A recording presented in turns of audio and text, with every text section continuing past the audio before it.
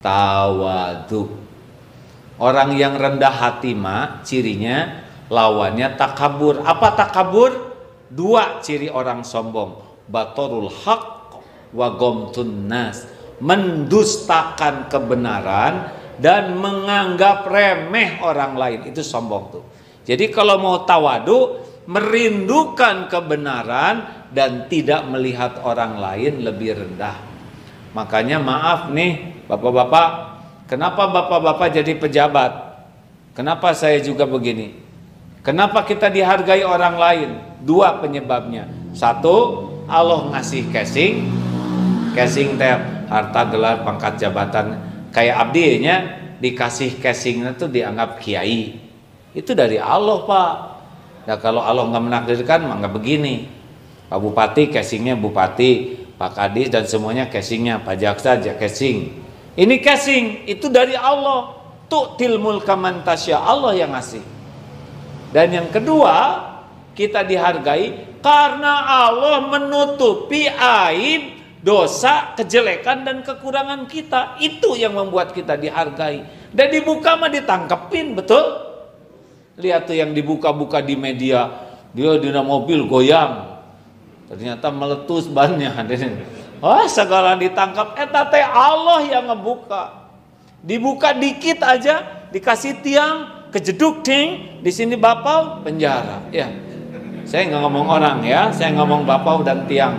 Begitulah hadirin sekalian. Allah buka aib kita dikit aja, langsung hancur kita. Makanya kalau kita dihormat orang, kata guru saya, ingatlah apa yang Allah tutupi darimu. Jadinya janganlah. Nah, kalau dibuka mah betul kan? Kenapa bapak-bapak masih dihargai istrinya?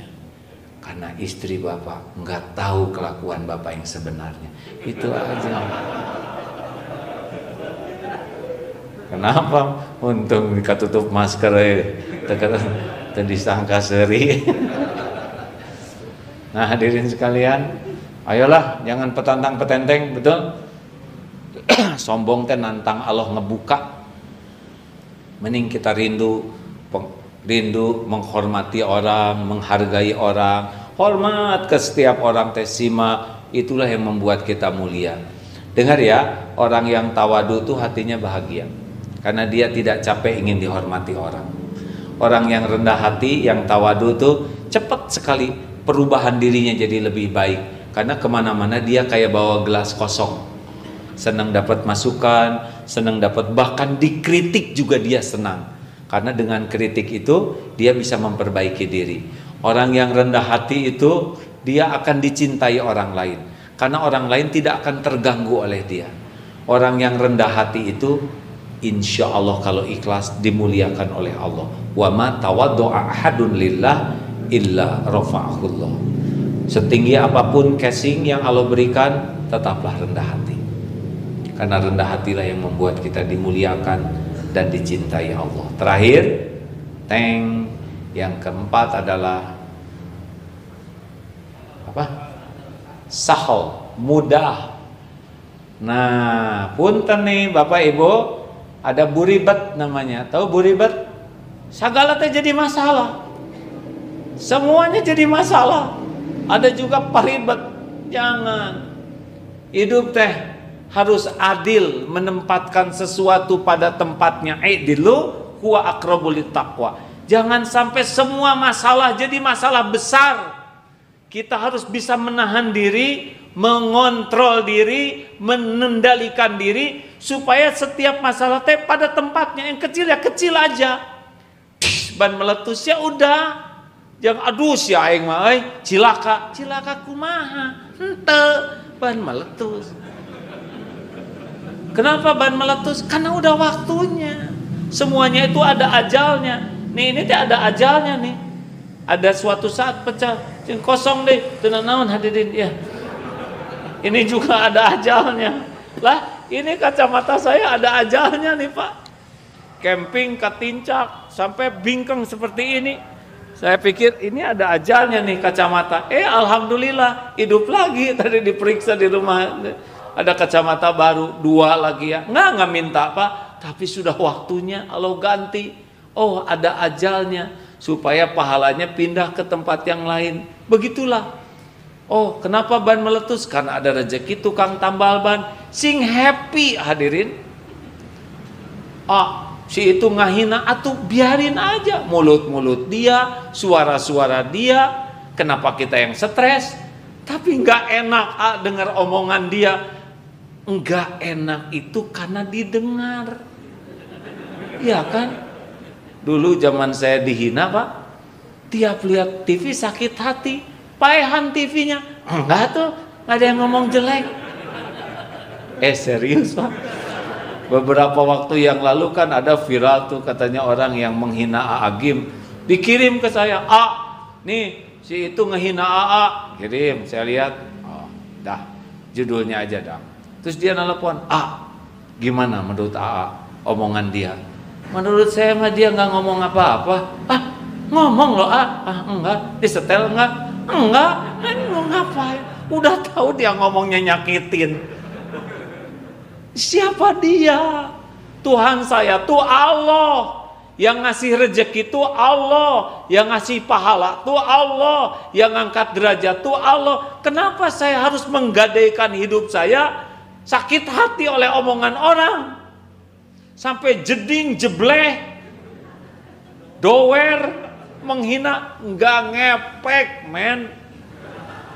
Bro, Allah Tuhan kita teh bukan dia lempeng we. Jangan tercuri hati kita sakit oleh omongan orang. Tapi berita itu ngaco, nggak seberapa ngaconya berita itu dibanding ngaconya kita yang ditutupin oleh Allah. Benar? Halo, benarkah hadirin? Jangan sok suci, jangan sok mulia kita ini. Itu yang bikin ribet. Udah, saya ngomong, saya maafkan, beres. Terus beres. Ini gimana nih, dia punya hutang, dia nggak bisa bayar karena dia udah jatuh berangkut, halal. Daripada kita mikirin uang yang nggak ada, untung kita yang ngutangin, bukan kita yang utang, betul? Halo? Terus ibu kayak gitu Bu, mun suami kan ada yang suka nyalahin, wah itu kunaon disalah wae, kita kurang kieu, wah repot sekali. Tenang aja. Dah nggak tenang ya anggar disalahkan ya. Halo? Nih saya mau ngetes, coba 1 tambah 1 sama dengan 2, 2 tambah 2 sama dengan 4, 4 tambah 4 sama dengan 8, 5 tambah 5 sama dengan 11, 6 tambah 6 sama dengan 12. Ayo, apa yang kepikir? Cepat. Cung, siapa yang tahu? Apa? 5 tambah 5? Kenapa itu? Salah. Tah gitu Pak, manusia mah sibuk ningali nu salah ya. Saya ngitung segitu benernya banyak ya. Atuh nggak ada yang muji juga teh benar, 1 tambah 1 benar. Ini yang kurang benar sepengetahuan saya 5 tambah 5. Henteu Pak, di mana-mana pasti. Salah si A. 5 tambah 5 10. Saya juga tahu Pak, udah lulus SD teh. Tapi itulah kita. Kalau ada yang salah teh, yang nyangkut tuh itu. Dan kita nggak usah sakit hati. Kalau kita tidak diakui, Allah mah tetap mengakui kebaikan hambanya. Setuju? Ayo tong ribet wae. Jangan dipersulit. Jangan dibuat segala teh jadi kepikiran, segala teh jadi sengsara. Udah, kita belum tentu panjang umur. Digampangin we urusan mah, ya proporsional. Sepanjang urusannya sederhana. Jangan ngegampangin yang bahaya.